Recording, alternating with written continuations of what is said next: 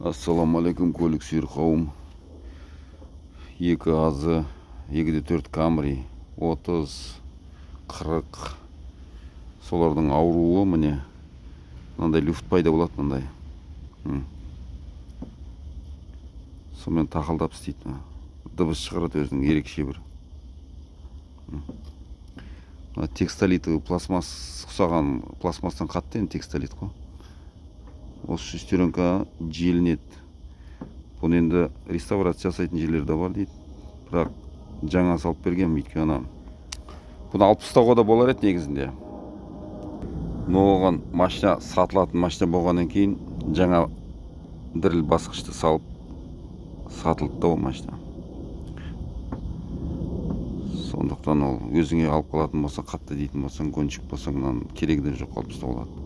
Бірде-бір себебім негізінде мына японский моторлар жеп көре бастағаным себебі осылардың кесірінен. Әлі көп причиналар бар, былай айтқанда себеп бар. Бірақ осының кесірінен көп жеп көріп кеттім. Өйткені Хондада сальнигі шығып кетті, Одиссейде менде күн суықта. Таңертең қыздырып атқан кезінде майдың бәрі ақып кетті, короче, мотордағы. Митсубисиде кішкентай ремен болады, балансировканың сол дрель басқыштікі, сол барып үзіліп, дәу ременнің арасына кіріп кеткен. Жаңағы газды уақытысында бөліп беретін қозғалғыштың ГРМ, былай айтқанда, соның арасына кіріп кетіп проблема болған. Тағы қайсысында проблема? Honda аккордтарда 95-ші жылы Honda Prelude соларда қатты айдап жүрген кезінде втулкалар желініп кетіп, чайник жанып қалатын. Ауруы сол еді. Содан әбден қанымызды ішкен бұлар. BMW-да сол объемдар жобалап айтайын, 2-4 қой. 2-5-те, болмаса 2-де 6 цилиндр жүреді оларда. 6 цилиндрді бір жақсы, ең жұмсақ істейтін мотор, балансировкасыз, өзі жұмсақ істейтін 6 цилиндр бойы есептеледі, қатардан тұратын. V6-лар, оларда бәрібір бар вибрация болады, діріл болады кішкене. Бұна 2-4, негізінде былай ойланып қарасаң, 2-3 айдап жүрдім, мысалы 102-ші мотор Мерсте 124-те ше. Ода мына діріл басқыш жоқ, былай қарасаң, бірақ дірілемейтін. Мына японецтарда, жаңағы мен Хондаларда 1-8-ден 2-3-ке дейін болатын. Митсубисиң де тура солай болатын. 1-8-ден 2-ке дейін болатын. Хотя менде и Галантта болды, дутый Галант. Көп Галанттар болды. Алып сатып жүрдік қой кезінде.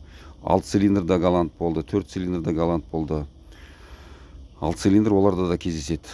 Оларға енді керек емес бұл дрель басқыш 6 цилиндрге. V6-да болатын. Бірақ ана Цивикте жүргендер 2-4-тің моторын тығады, Honda аккордтардың. Олар алып тастайды бұл дрель басқышты. Өйткені бұл коленвалдан 2 есе артық айланады бұл. 2 есе артық айланып қояды.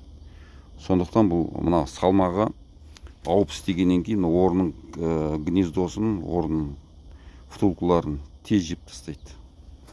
Май сапасы мықты болу керек. Сапасы мықты болмағаннан кейін жеп тастайды.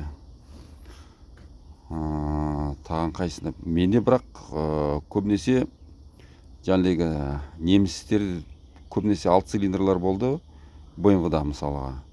Бірақ 1-8-де болған 43-ші моторда. Ода бірақ балансир мотормен проблем болған жоқ, айдап жүрдік. Кейін саттық мысалыға. Бірақ сода да бар екен негізінде. Мен ода мүлде жоқ деп есептеп жүргем, кейін неқсық бар екен. Бірақ менде проблем болған емес ода. Ода да бар дрель басқыш. Аудилерде де бар, 2 объемдарында. Енді аудилер сатқан кезінде біз ондай 2 объемнан жоғары үлкен объемдармен айланыстық. Мысалы 2-3, әлі 2-3 бар мысалы өзімде. Өзім фанатпын тоже 2-3 5 цилиндрдің. Бая чемпионат шулатқан кезінде мотор. Оларда 5 цилиндр керек емес дрель басқыш. 2 объемдарда кездеседі. Бәрінде емес, ескі модельдерде емес, кейінгілерінде кездеседі. A4 мысалға, соларда кездеседі. Мысалға Ипсумда болды, менде Ипсумда 2 объемда 3SV-де болған жоқ. Камри жаңағы десяткада мысалға болатын. 30-ка Камриде болатын, мына болатын осы міне. 2-2 Камридікін көбінесе кездестірдім, алып тастайды. май келетін тесігін бітеп тастайды. Ондай да кездескем. Камриде 2-де 4-тікін өзім бітеген жоқпын, оптимандікін бітедім. Алып тастайсың, насосты неменген саласын, 2-нікін саласын. Бұны қайтан түсіріп атқан, осыған сұрақ көп болып жатыр да, сол үшін түсіріп атырмын бұны.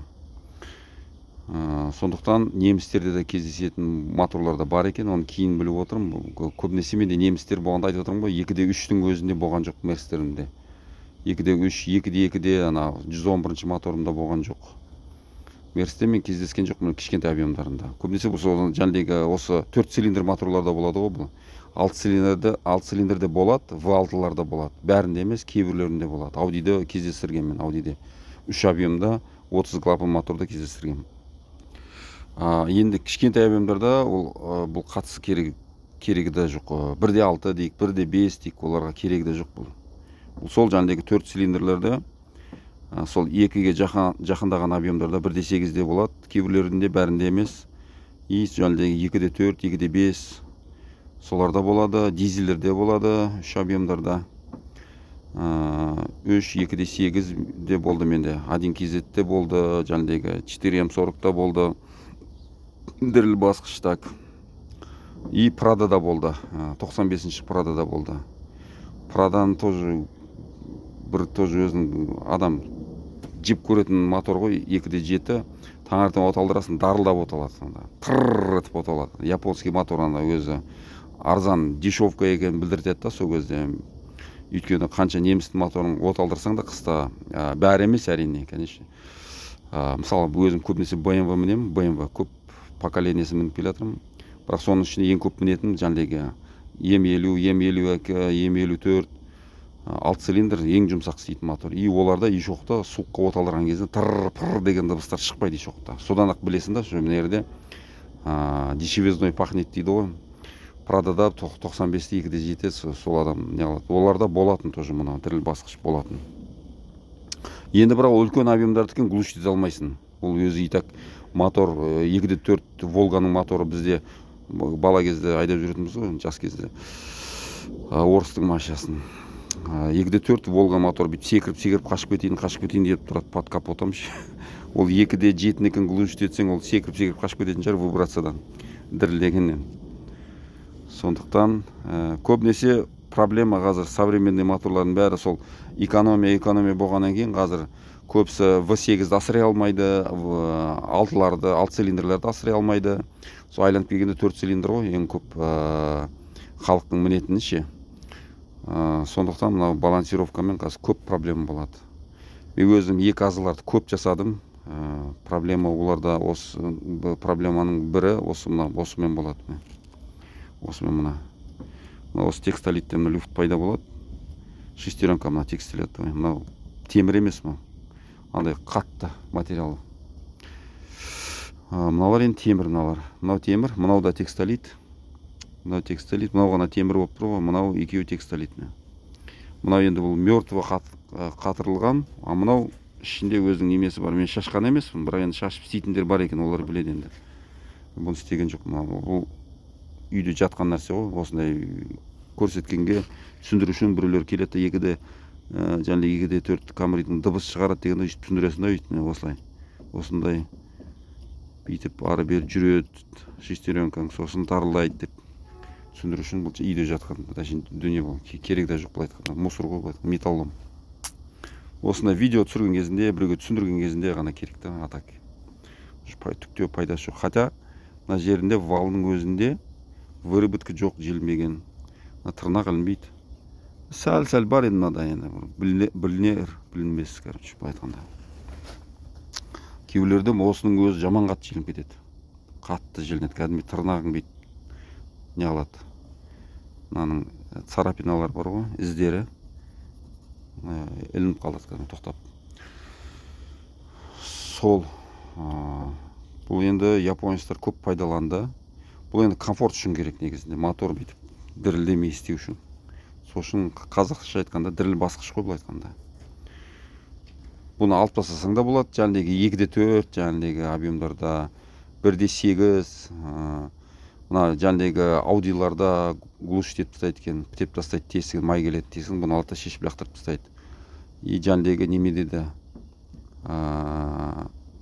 М43-те BMW-да 4 цилиндр моторларда оларда да алып тастайды екен. Өйткені ол сен дірілін байқамайсың да оның.